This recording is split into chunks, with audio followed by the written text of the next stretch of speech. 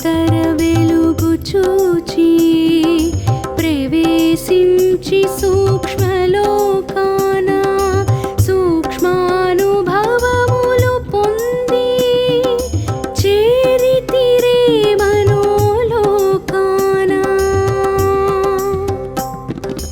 మనో సరిహద్దులు మాపి మనోమయలోకాతీతమై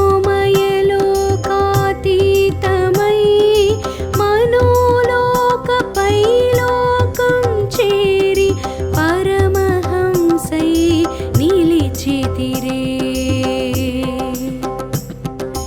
బ్రహ్మిష్ట బ్రహ్మనిష్టాదశ రెండు దాటి జీవన్ముక్తులై తురీయ స్థితి ప్రవేశించి పొందితిరే కైవల్య స్థితి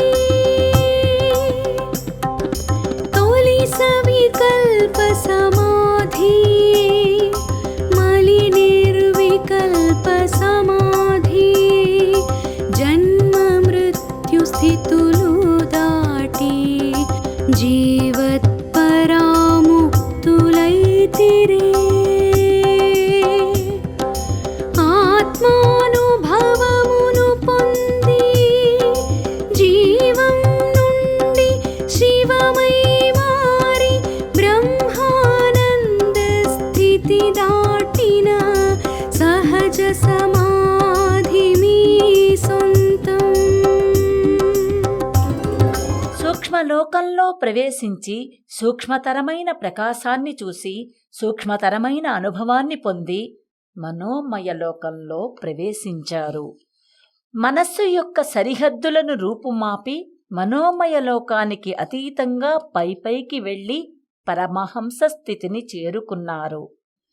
బ్రహ్మిష్ట బ్రహ్మనిష్ట దశలను దాటి జీవన్ముక్తులై తురీయ స్థితిలో ప్రవేశించి కైవల్య స్థితిలో నిలిచిపోయారు.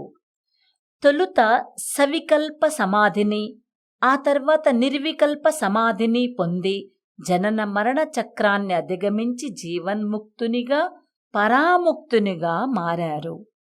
ఆత్మానుభవాన్ని పొంది జీవాత్మస్థితి నుండి శివాత్మస్థితికి చేరుకుని బ్రహ్మానంద స్థితిలో నిమజ్జనమై సహజ సమాధి స్థితిని పొందారు.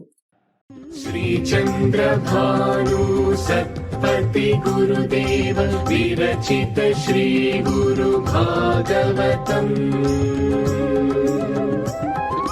స్వరలయ వికసిత సుమదన శోభిత శ్రీ గురు చరణ సమర్పితం.